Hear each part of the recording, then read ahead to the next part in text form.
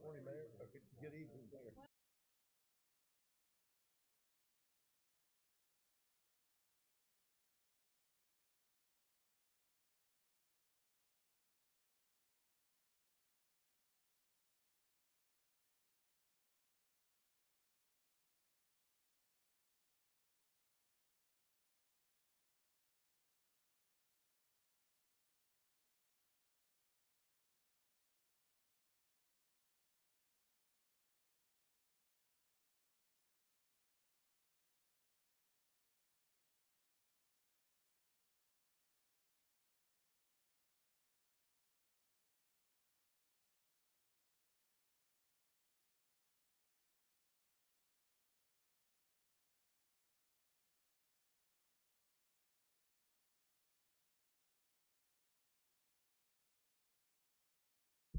Mine too.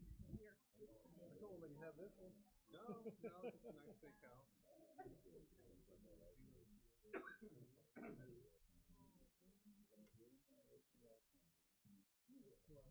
Vote on tonight anyways that they're payable, so. Yep. And they're out there.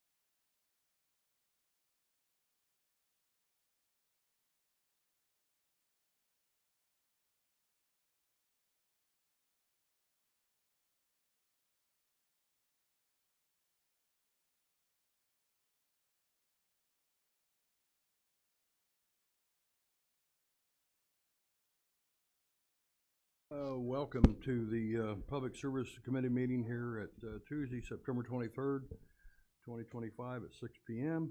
Roll call, please. Alderman Sherry Pickering, Tricia Teague, Present. Eve Ludwig, Jaleel Jones, Doug Arns, Present. John Cooper, Here. Rick Streebing, Here, 4 present. we're present. Mary, would you like to explain why some of the folks aren't here this evening? Yeah, so keep a couple of our peers in your prayers. For those of you who don't know, Vice Mayor Ludwig lost her brother-in-law unexpectedly yesterday. And also Alderman Jones lost his grandmother as well. So please keep them both in our prayers. And then Vice Chairman Pickering is traveling, and that's why she's not here. So. All right. Puts us on number 2, approval of the minutes. I'll need a motion and a second to approve the minutes for August 26, 2025. So moved. Second.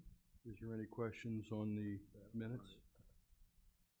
If not, all those in favor signify by saying aye. Aye. Opposed? The ayes have it. Thank you. Puts us item number 3, approval of the agenda. I'll need a motion and a second to approve the agenda in front of us this evening. So moved. Second. Any questions on the agenda? If not, all those in favor signify by saying aye. Aye. Opposed? The ayes have it. Thank you. Puts us to number 4, audience comments. We have some audience comments tonight. When I call your name, please come to the podium. You'll have 3 minutes to speak. I have P.J. Bourne of Danville regarding street name change.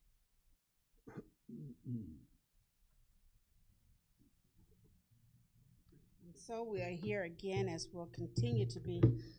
I'd like to share something with them. with us. It says, if my people, which are called by my name, would humble themselves and pray, seek my face, and turn from their wicked ways, then will I hear from heaven, and I will heal the land. And I think that's very appropriate now. The land is Danville. The sins of the people, it could be pride or prejudice. It doesn't matter. Sin is sin. But I'm here because every time I think about me coming before you as a request for my street change, it seems to me there's a difficult problem with it. Now, as we spoke on the last time, and it was spoken also, which shall be recorded or is or have been recorded, it is really up to our mayor. And so as Alderman Doug Arns has said, it is up to our mayor to make that decision. So I'm bringing it up to our mayor again in front of everyone, that the mayor will consider that, because only thing that is me, I'm the only person on that street. I'm the only person, I'm not hindering anyone from getting to their destination or their driveway. I would, of course, if possible, it would be me that would not be allowed to get to my driveway, but because I'm the only one there, I don't hinder anyone from getting into their driveway. It is a private driveway, and I spoke last Tuesday, and when Armin said, you know, talk to your mayor and see what the mayor says. So I've spoken to the mayor before, and I'm here to bring it again publicly to the mayor. If I'm the only one on that street, and I have been the only one on that street, there's no other house on that street, why can I not change the street's name? I'd like that answer for that. And if there's something that I need to do or paperwork I need to fill out, direct me to that paperwork so we can get this accomplished. There's no reason for me not to have my street changed, none whatsoever. So we need to remove pride or prejudice out of the way, and let's get together as a people in Danville and get this started. Mayor, what do you say? Yes. If I could, Mayor, I'd like to clarify what I stated at the meeting, you were absent at that meeting, was that it's the mayor's responsibility to put the process and the procedure together for applications that we've discussed. That there should be a formal procedure, not just an emotional decision. So I'd indicated that we had asked you of that question and that that was something that was going to be worked on somewhere in the future. So that's what was told, not that it's solely your decision. Thank you for Okay, that so that's clarification. clear. Thank you for that clarification, Alderman. And as I said to you, that's something that we intend to work on this fall. It is the fall now, so we'll be working on it. Okay, so that's And the just answer. as a reminder, it is not my decision. There was already a I stand decision. corrected. There was I don't already have a a problem decision with made that. and the city council voted Yeah. no. I don't have a Yes. problem with that being corrected, but the bottom line is, it's been months. So you say you'll start on it this fall? Yes, ma'am. Okay, is there anything that I need to do for you to assist this in preparing it? No, ma'am. Okay, thank you so much. I look forward, I'll be able to hear from you as well with this? Yes, ma'am. Okay, thank you so much. Frank B. of Danville regarding street change. Pastor Bourne? I'm just thanking my wife, easygoing pastor, and I just ask all you consider change the street name. Again, we love Danville and love all of you guys, and I just hope you all would reconsider once. I believe it will happen once you can get the procedures and SOPs together. So that's all I have to say. That's all I have. Does anybody else have anything they'd like to ask or talk about this evening? All right, thank you. Chairman's comments, don't have any. We get the approval of payrolls for 9/19. I'll need a motion and a second to approve. Oh, so move. Second? Any questions on the payrolls? If not, roll call, please. Alderman Teague, Yes. Arns, Yes. Cooper, Yes. Streebing, Yes.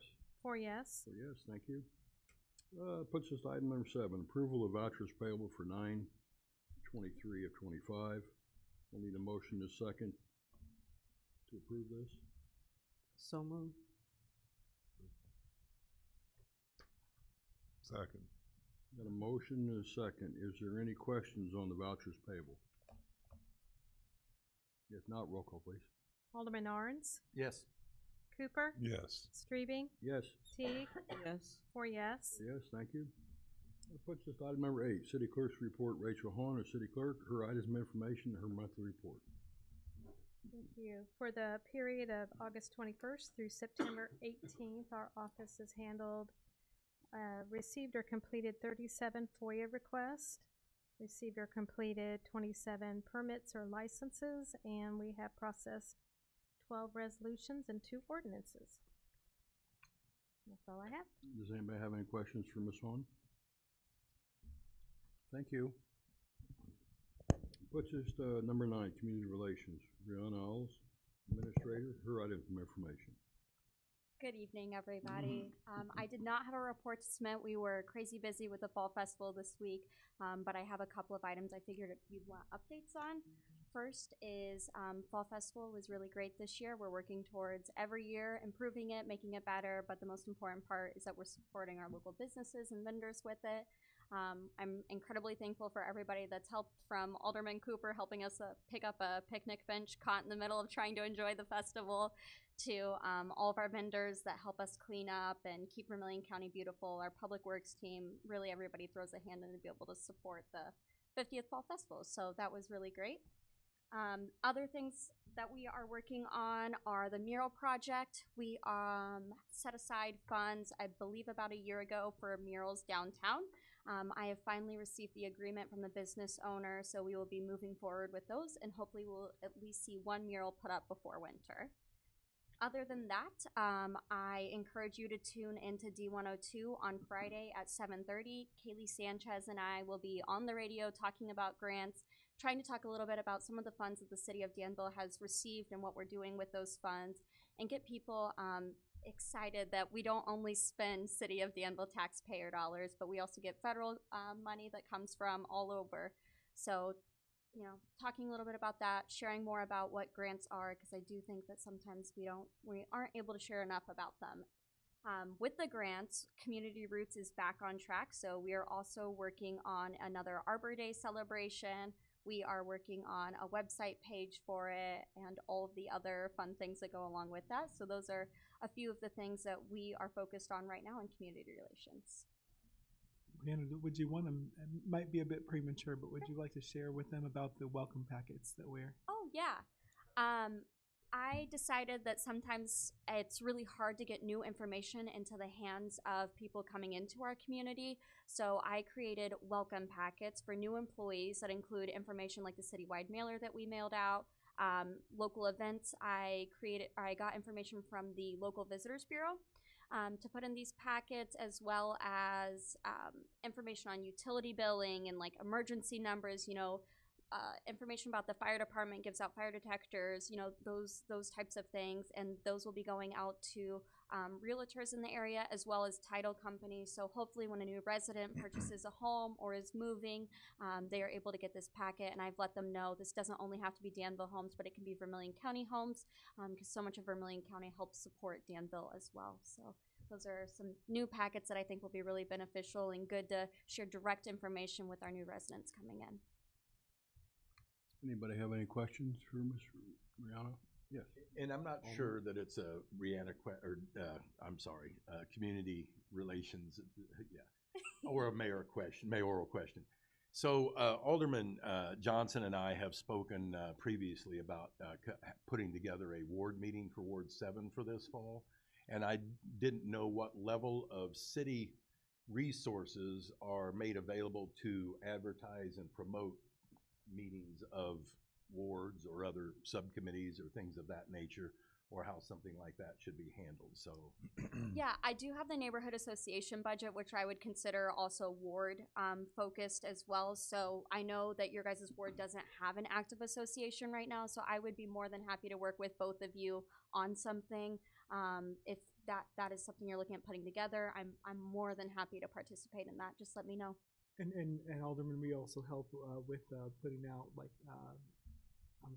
mailers and things like little that too. postcards Great. that tell you about Great. dates and things like that, as well as Okay. we're happy to use any of our social media resources we can. Something that we've discussed is possibly doing combinations like we have in the past, and it'd be the pleasure of you all, but you know, having a couple of wards together at a time, and hoping to do those this fall and spring, but we hadn't nailed down plans yet, but we'll be in touch. I would And please, and if you already have something you all have in the works, just let us know and We we'll had not discussed a date at this point, just the be fall. happy to support you.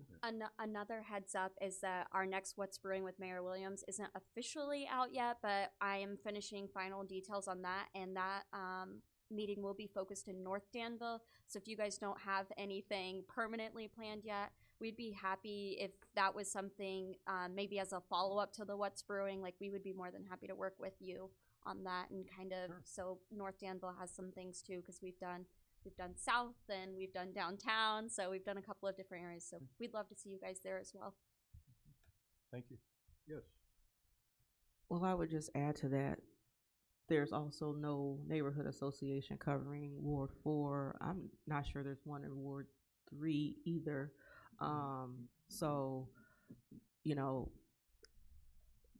I think probably what would be a wonderful idea is if we could organize ward meetings for all of the wards, particularly those that don't have neighborhood associations. Obviously, I know the Heights is covered because you guys have something, and there's downtown and whatnot. But since I've been back in Danville, in the 12 or 13 years that I've been back, I don't believe that there's been any meetings for Ward 4.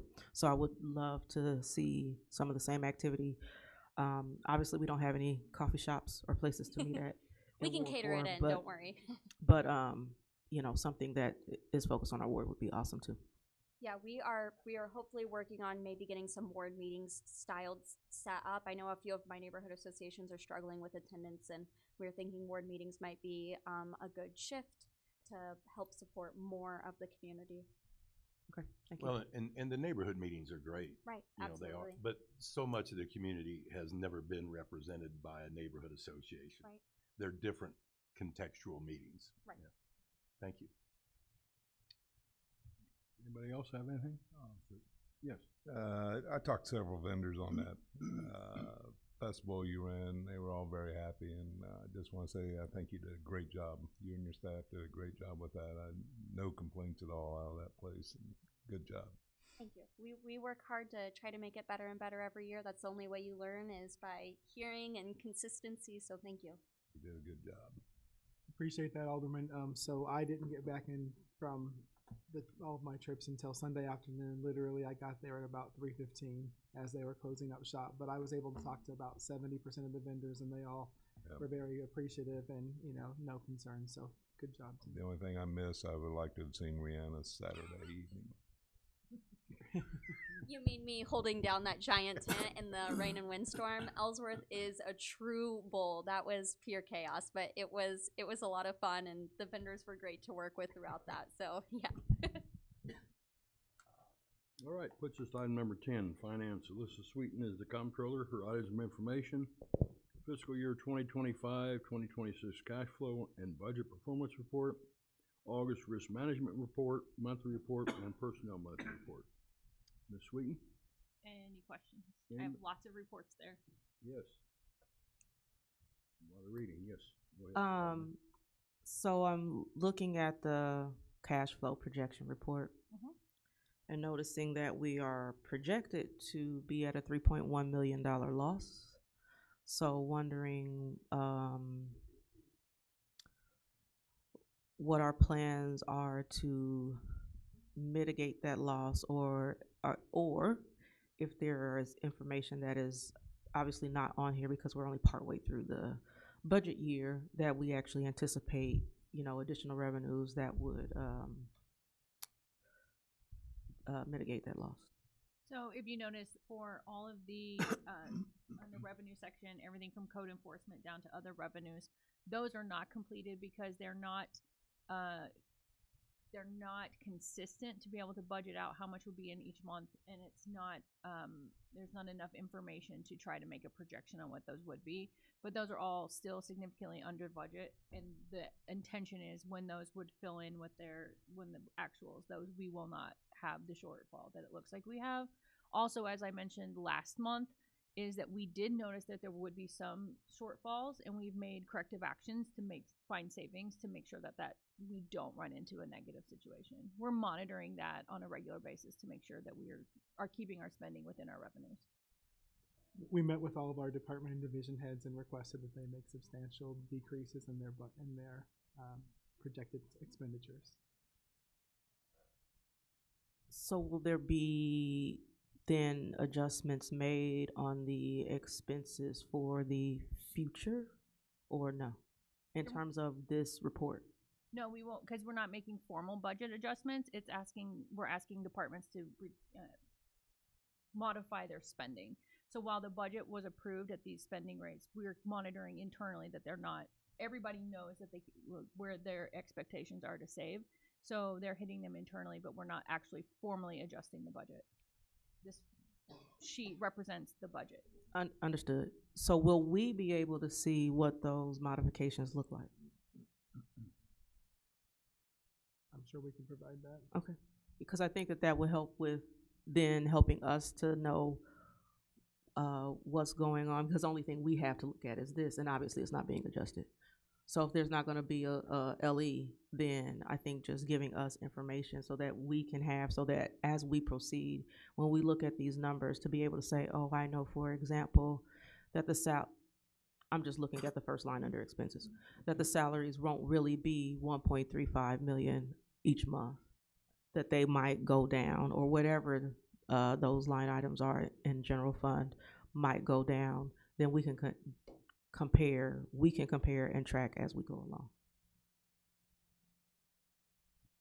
Yeah, we can give that to you. It's not going to be as simple as saying, oh, salary line will go down this, because it's really, we're going person by person, and like somebody's on leave, we cannot spend on this. So it's not as simple as saying like that one line will drop, but I can give you the detail we have on our savings thus far.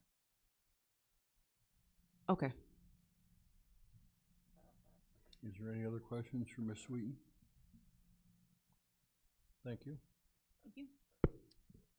Puts us item number 11, Gary Marcotte, our fire chief, items of information, his monthly status report. Chief? One thing in the report, when we switched over software, we're also switching over the way we report, so you'll start to see that get modified as we learn about it. So like when you see the word good intent twice, it's the way NERS groups things different than NIFers groups things. So like a structure fire used to be just a 111 structure fire. Now they break that down into a room and contents fire and a different thing. So we'll be making those mods. So the next few months, you'll see that stuff start to change as we bridge the gap between the two, and then and learn how to do it and report it to you. So that's in there for the report. Other than that, we had Neil Yona, captain, retire with 27 years of service. We got 2 firefighters in academy. They're both doing well.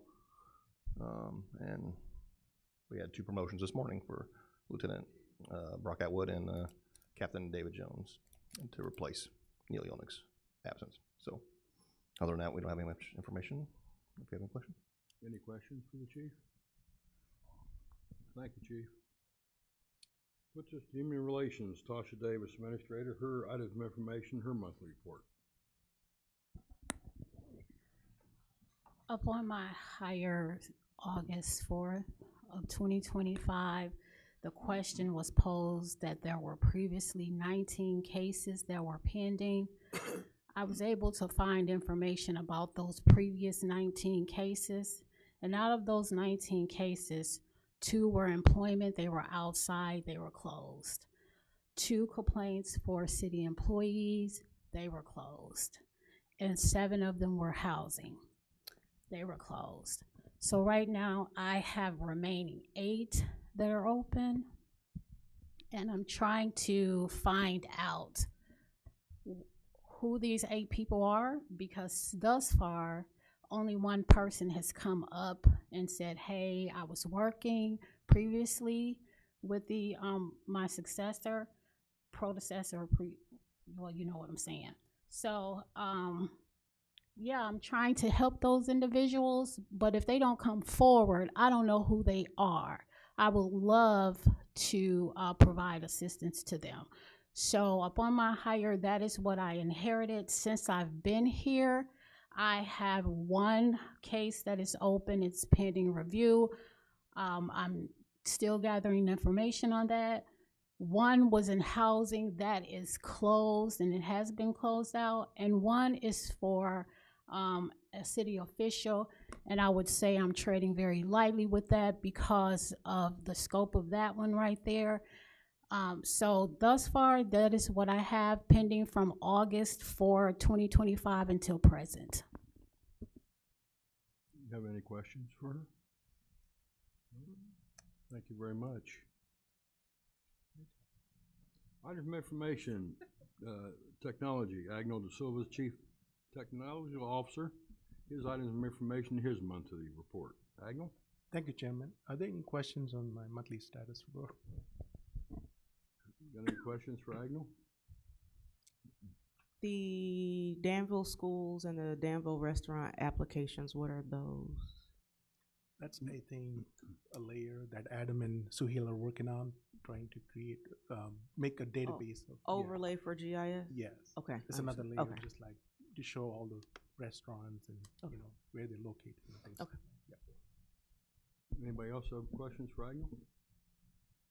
Thank you. Yes, I sir. just have a couple of items. The first one is we're working on our new phone system build, so that's going to take approximately a month. And then at some point we have, I'll work with Rihanna, we're going to do a press release. Our phone system will be down for a few hours when we do the transition from our AT&T over to the cloud. So we'll give a heads up way before. We'll do it on a slower day, like Friday maybe, something like that. And I sent out an email about our new security layer that we added for our email system with all the phishing that's going on right now, because every day they find ways to bypass our filters. So I think we finally narrowed it down and we added this layer where it has a score. So our AI system automatically flags it if it's 50% or more. So those emails get held.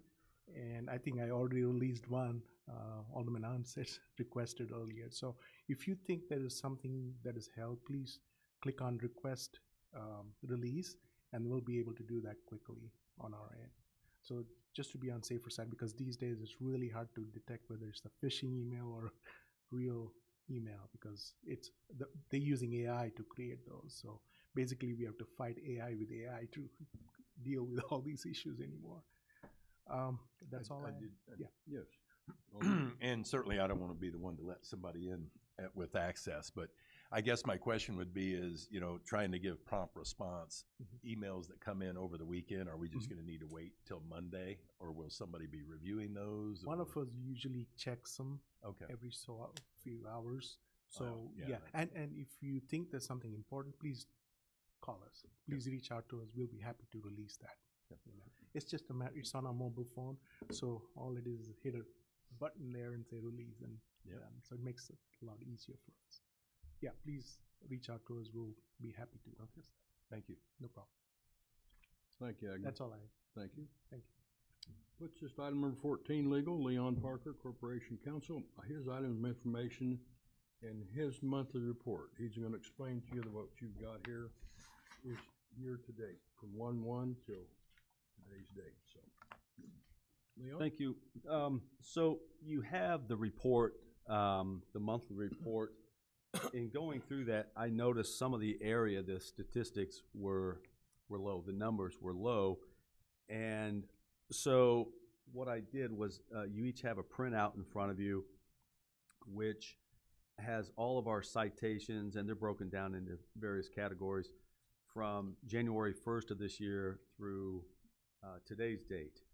And we use an ENCODE system, which is our court system that compiles the statistics for all of our court cases, status hearings, trials, and such.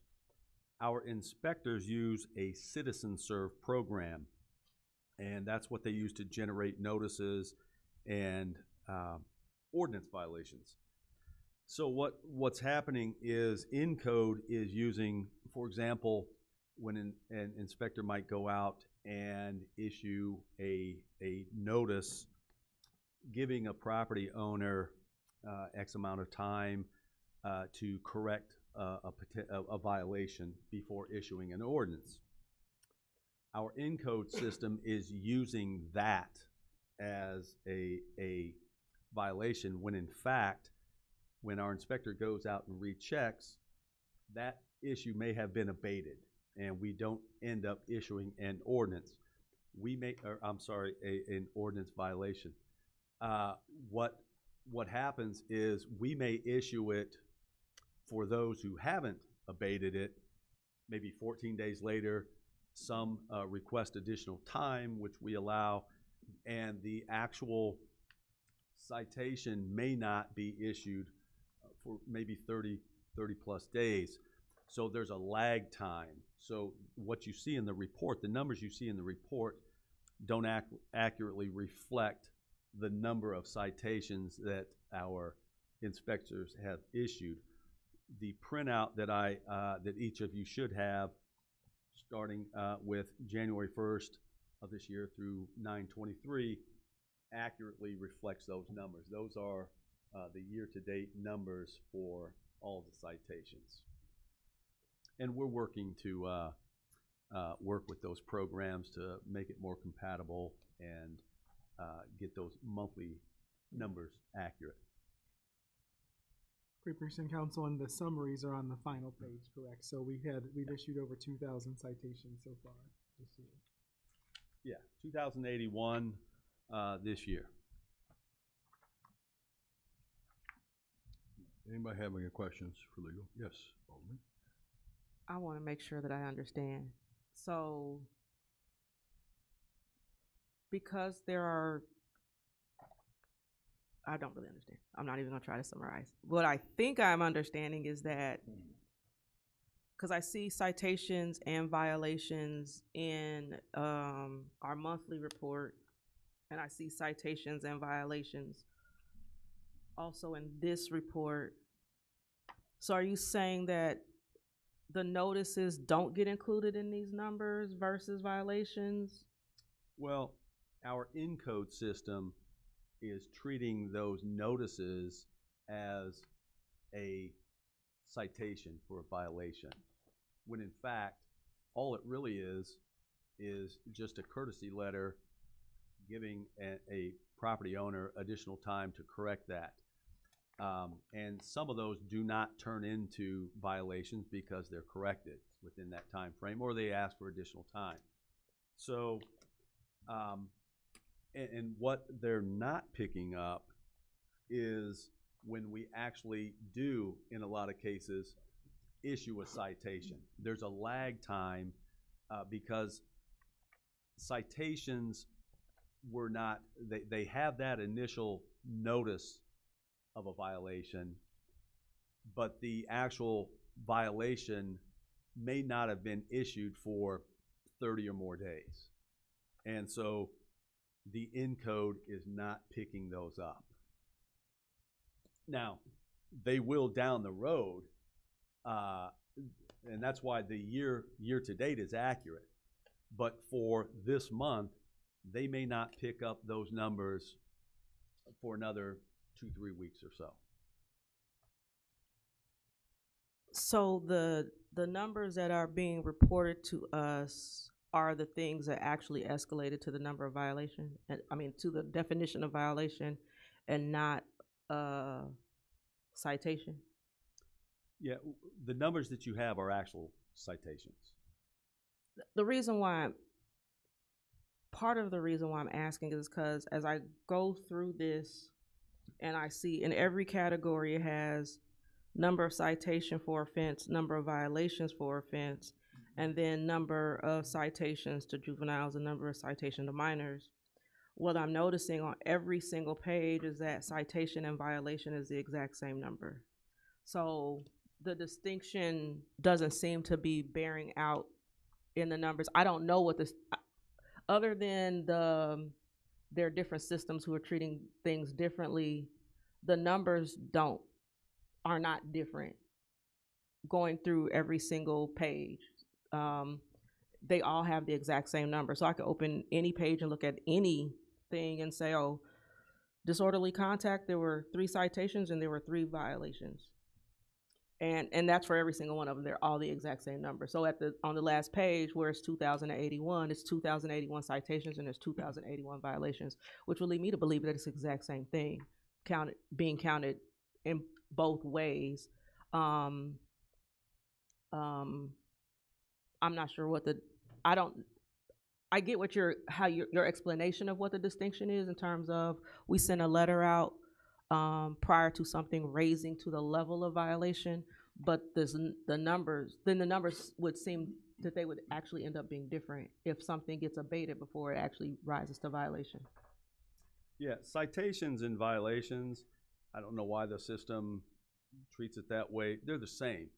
What I'm talking about is in code, citation and violation is different from a notice of violation that we send out, which is a heads up to a property owner. You've got something that needs corrected. If you correct that, there will be no citation. Okay. And we move on. Okay. But Encode is treating that as a citation when in fact it may not rise to that level.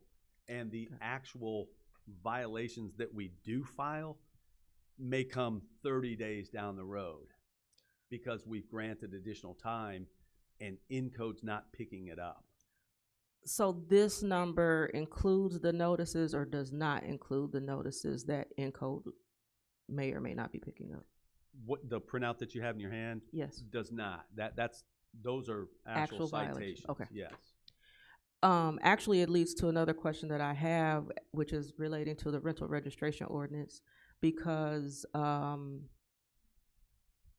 one of the things that was requested was that the tenants get copies of those notices. And I guess, and I found out today that the tenants are not getting copies of the notices. I don't know if it's because it's not a violation. So I'm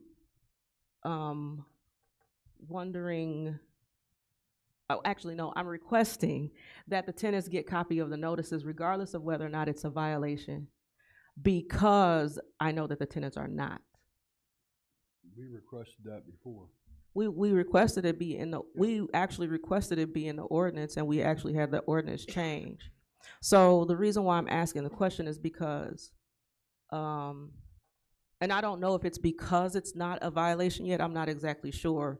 I didn't take the time before the meeting today to look up the language of the ordinance, but I do know that the intent of us as those who voted on the ordinance was that if there is a notice sent for a potential violation, so before it actually reaches the level of you are now in violation and therefore you have got to go to court, that the tenant receive notification as well. The reason why I asked the question is because I got notice myself for my rental property just a couple weeks ago. And when I was having a conversation with my tenant last week, I got the notice and my assumption was the tenant got it too. So I didn't need to take it to her because I know she was gonna get it in the mail. And then when I saw her last week, I said, oh yeah, that notice, and she didn't know what I was talking about. So then today I called the office to ask, was it sent? Because I thought, well, maybe it just never made it to her in the mail, that there was some mail problem. And what I was told was, I ended up talking to the code inspector, and he said he sent it to me as the owner. And I said, well, the tenant didn't get a copy. He said, well, it wasn't a violation. It was just a notice that there's a situation that needs to be resolved. And he said, well, you know, it's being worked. I can tell that it's been worked on. So I extended it for 2 weeks, except my tenant doesn't know that it's been worked, that there was even an issue. She knows because she just knows that, oh, I need to go out and do something in the yard. But if she wasn't proactive, she would never have known. She would never have even addressed it, I should say, because she never actually got the paper that I got. And I never sent it to her because I thought she was getting it in the mail. And I also know from a conversation with someone else who owns a number of properties that the comment was made, well, we don't have to send it to the tenant anymore because city council changed that. But obviously that's not the case because the tenants aren't getting copies. So I don't know what got misunderstood and potentially misunderstood in the process, but I know the intent was for the tenants to receive any environmental violation notification whether it was a citation or a violation or just a warning or whatever it's called before it gets to that level. I thought we was pretty clear on what we were wanting back when we got ready to change that. So maybe you should send every one of us a copy of it again. Maybe we'll have to rehash this because it doesn't do any good if the tenants don't know about it. And we found out just like the inspections. So. Thank you for that information. I'll check on that first thing in the morning, and I'll if there's any miscommunication about what should or shouldn't happen, it'll be corrected tomorrow. Thank you. I actually have a couple other questions that I brought up last month. And Association Corporation Council couldn't answer them, so I'm hoping that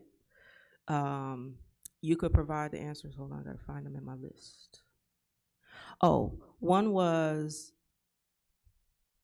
I'm assuming that there is a list of items that landlords address with rental inspections for the inside inspection. And I'm hoping that that list could be published or added to the website so that a proactive landlord, particularly ones that own a number of properties, could actually be proactive about addressing the list prior to the inspection, so that when the inspections happen, especially if they've got a number of properties that they have to address, that they aren't in a time crunch to get the issues resolved. And I had an inside inspection.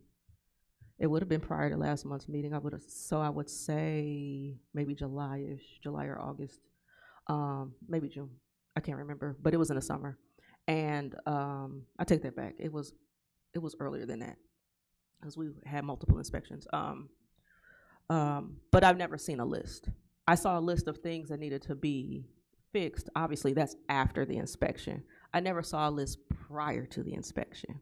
So I didn't know what they were going to look at when they came, because I didn't know what would or would not need to be addressed. There are things I would have guessed when I was at the property. There are things that I would have guessed would have needed to be addressed, but that's just because they're common sense things, like smoke alarms, for example, which I had, so that wasn't something I got cited for, right? But that's something I knew would need to be addressed. But there's some things that I had no idea what they were or what they weren't. So to be able to have a list prior to, because it was somewhat lengthy list, I think that would be helpful. And then the other thing is, as it relates to re-inspections, and I realize that with environmental inspection, notice doesn't obviously need to be given because it's outside. The inspectors are driving around on a regular basis anyway, so they make a note. I've inspected X property, it has weeds, I'll come back in 2 weeks, they'll drive by. There's no notification be required. But with re-inspections for internal inspection, I think a reasonable expectation would be that both the landlord and tenant be notified when a re-inspection is being done. And that did not happen with my re-inspection on the inside of the property. And I know you weren't here, and so I don't know if you had been told or not. So I'm just repeating just in case you hadn't been told. But what happened with my property was that my tenant had surgery and was re-inspected on the day of her surgery. And there is no way that neither I or she would have agreed to a re-inspection on that day. And she was not aware that he was coming, and neither was I. So if I hadn't been notified and she hadn't been notified, then something broke somewhere in the process.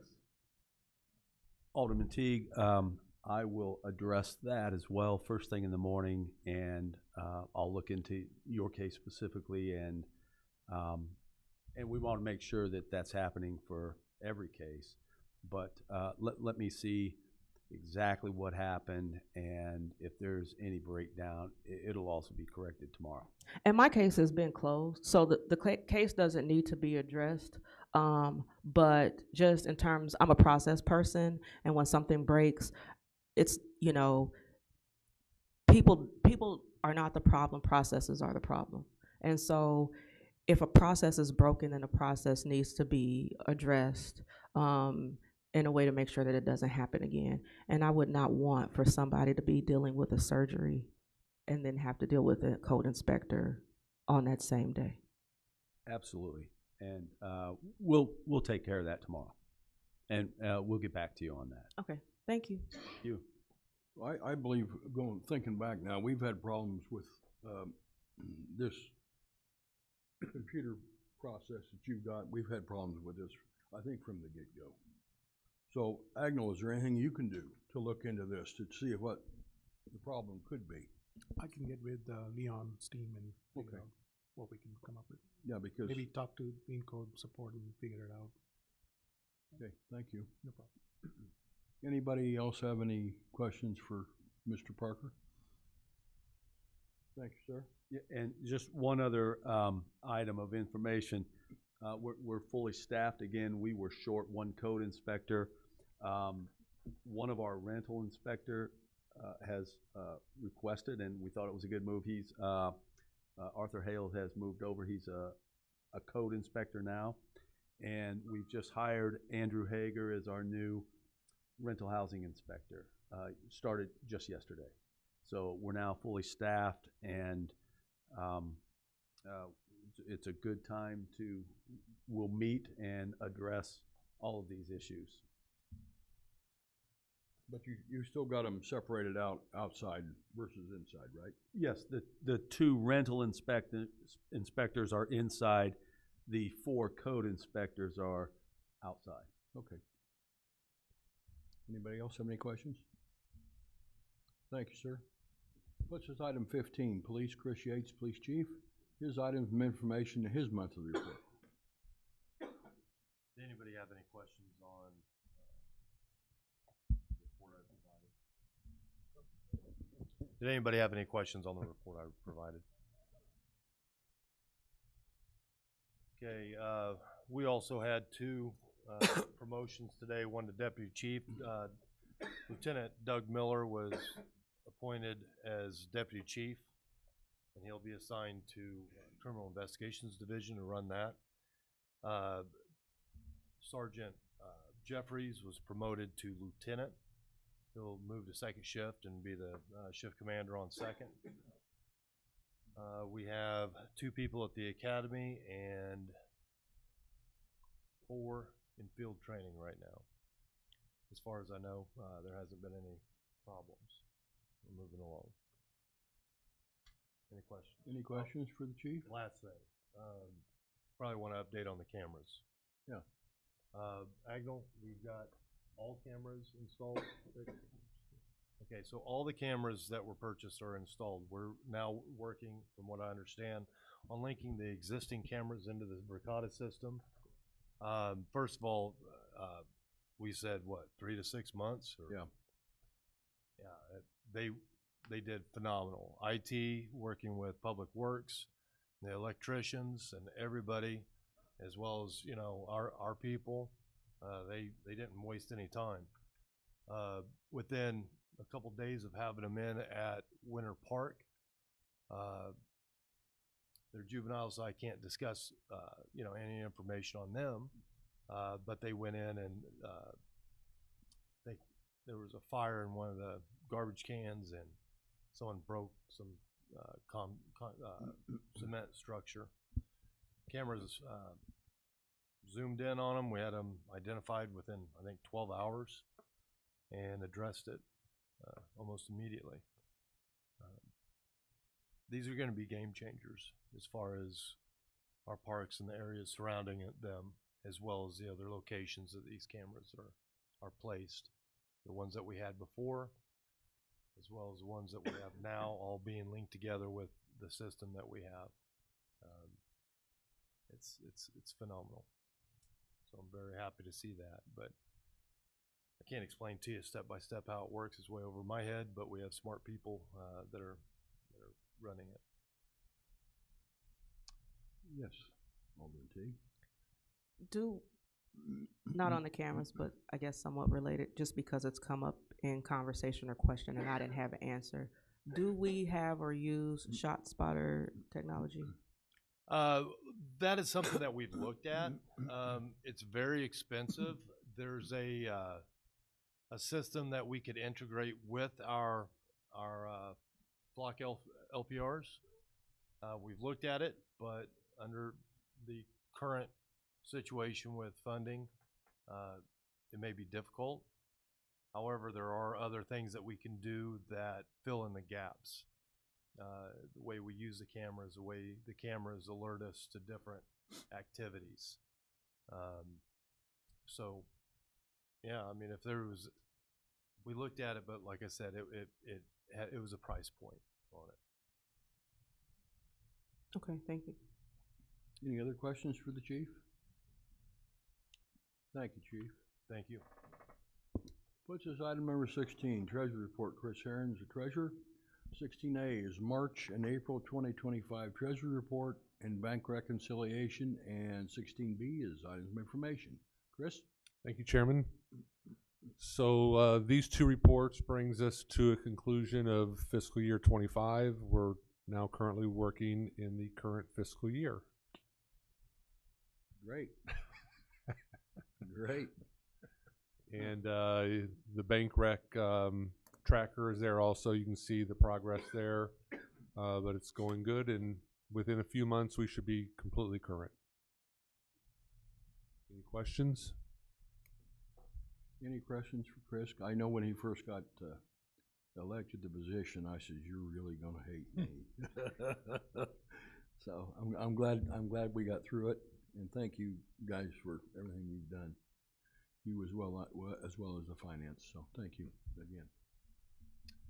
If no questions, number 17, we have closed session. No need for.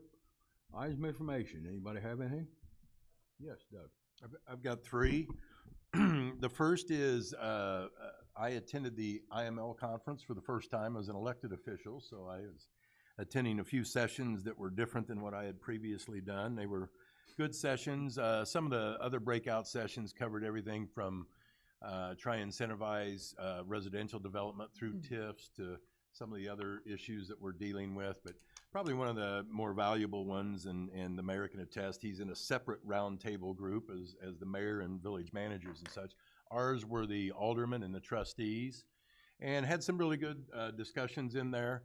The topics that dominated the close to an hour or so that session were homelessness, and everybody's trying to figure out something.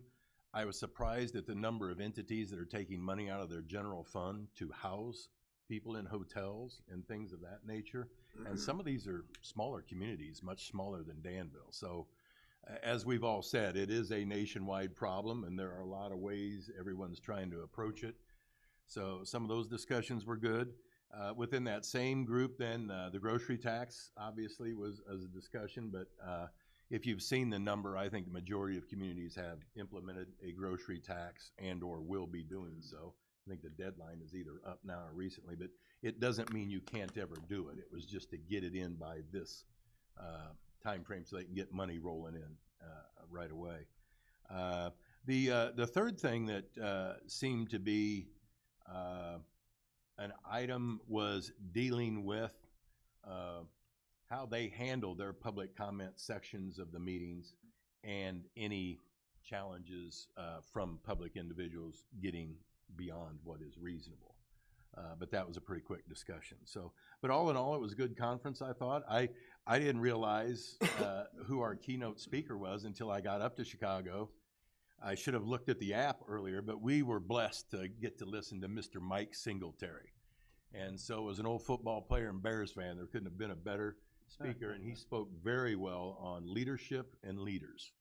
And so I don't know that they view that and we can show that or anything, but if you're a Bear fan, and even if you're not, Mike Singletary is an impressive individual and has achieved quite a bit and was a great speaker. So that's on the conference. Two other items, and perhaps I should have asked them during Comptroller Sweeten's report is, and I didn't get a chance to listen to or see the Public Works Committee report, but I'd like to have a summary and budget report on the municipal pool operations for this year on either Monday, or if they're presenting that at Public Works in October, I guess it would be. I can attend that, but I'd like to have that in advance. And the second item then is related to that is, when do we anticipate the budget presentation? As the memo came, when we came out at the beginning of the budget season, the budget presentation is the second full council in October. Let me see what the date on that. The 21st. Okay, and is there a desired time to pass that? As soon as possible. Obviously, we have to pass it before the beginning of the new fiscal year. Ideally, I would like to see it stay with the tax levy, just because they are so integrated. Because if we pass the levy and haven't passed the budget, we kind of tie our own hands on how we can fund things going forward. And we're working hard. There might be a possibility for us to be able to move it up to the first council meeting, but it's going to be cutting it close. That's why we've given you. Just from my perspective, three to four meetings is not a lot of time for a $70 million budget. And so I guess I certainly understand where everybody's at, and I recognize we rely on other data that we're looking to bring in. I'll just hold the rest for the presentation. Thank you. Yeah, typically when we start that, we will bring up, the budget will be on every agenda, so regardless if it's a committee or a full council, we have it available to be part of the discussion every week. We'll set aside time for it every week.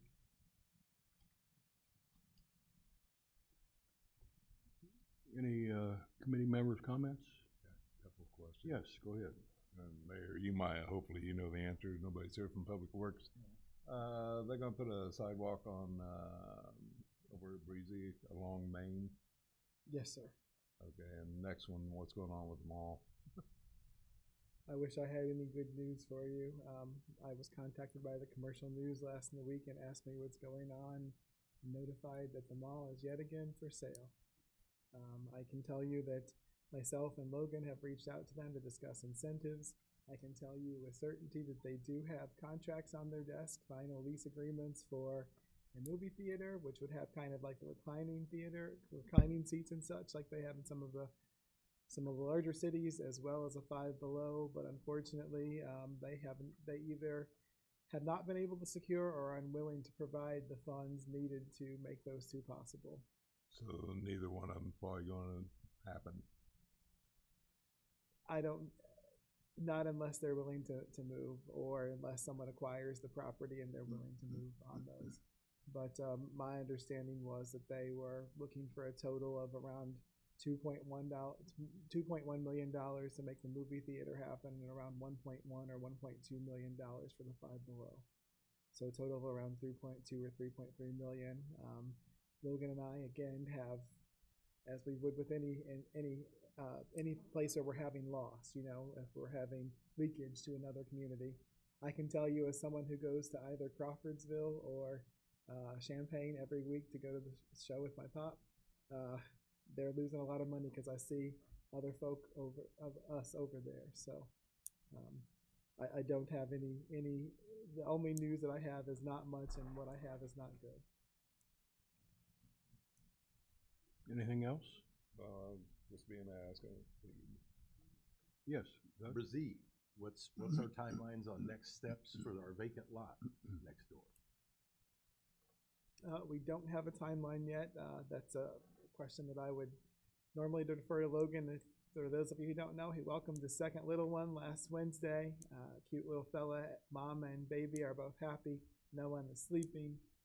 But I can ask Mr. Cronk, Director Cronk, to give an update when he returns. I can tell you, Alderman, the next step will be once we receive the final bill, then Leon will submit it to court so we can put the lien and then actually acquire the property. So I imagine things go well, that will be before the end of the year, and then we'll work towards a resolution. Thank- Yes, Alderman?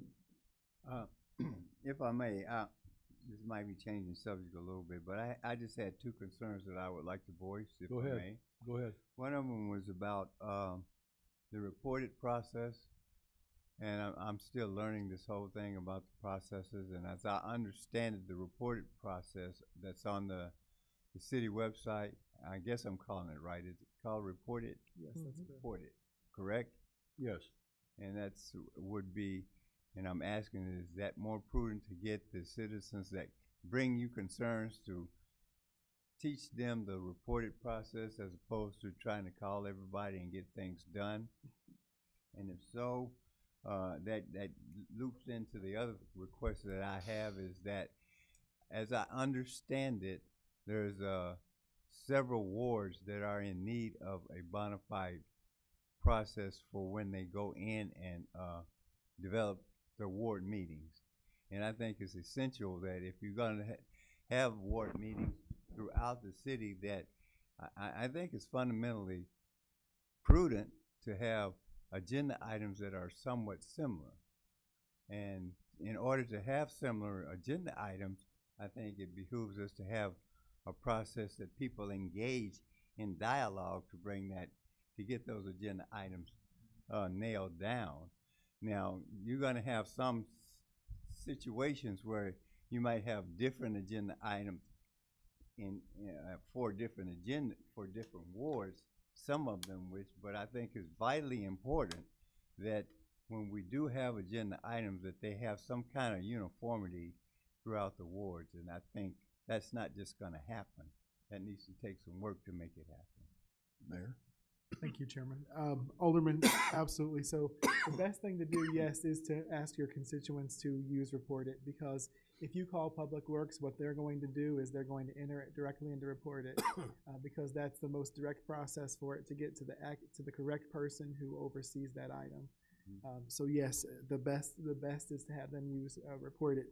But absolutely, I think where y'all come in as aldermen, and I did as an alderman, is let's say someone does report an issue or have a concern, and it doesn't seem to be, recognized or addressed in a reasonable time frame, then reaching out on their behalf to make sure that happens. Yeah. And regarding the ward meetings and the similar agenda, that's something that Rihanna and I can work on and get feedback from you all as well. That would be great. Thank you.